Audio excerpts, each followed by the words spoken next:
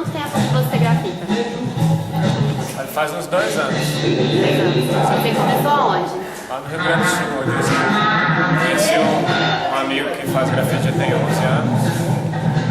Comecei a me envolver com ele, hoje ele é um dos grandes amigos que eu tenho. E a partir disso eu não saí mais da rua.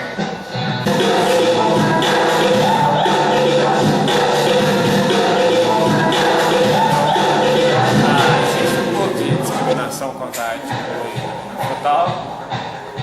O povo tem um pouco de cabeça fechada ainda quanto a isso, mas a recepção é boa, porque a estética do grafite é diferente.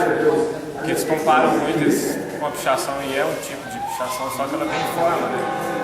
Então quando a estética é legal, agrada um pouco. A função do grafite frutal é levar um pouco de informação para as pessoas, né?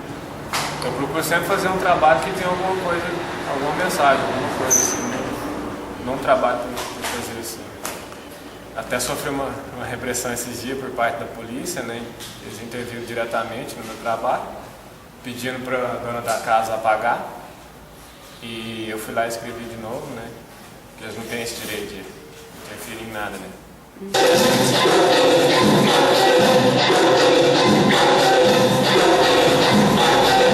Porque o grafite ele já é uma arte de protesto por si só, porque o grafite é proibido. Então, só de você estar fazendo grafite você já é um protesto para mim.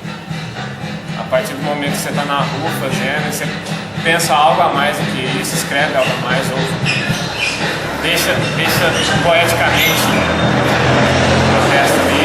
Acho que acontece, né? É reconhecido como protesto ou não.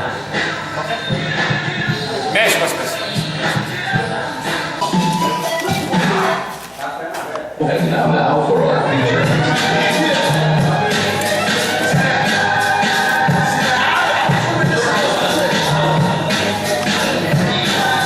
Mas é isso, é levar um pouco de mensagem para as pessoas, um pouco de...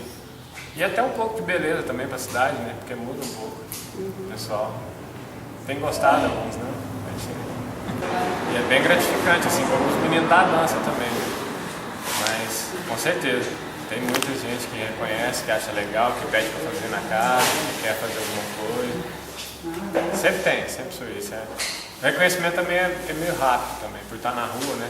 Por ser uma arte da rua, o reconhecimento vem mais rápido também.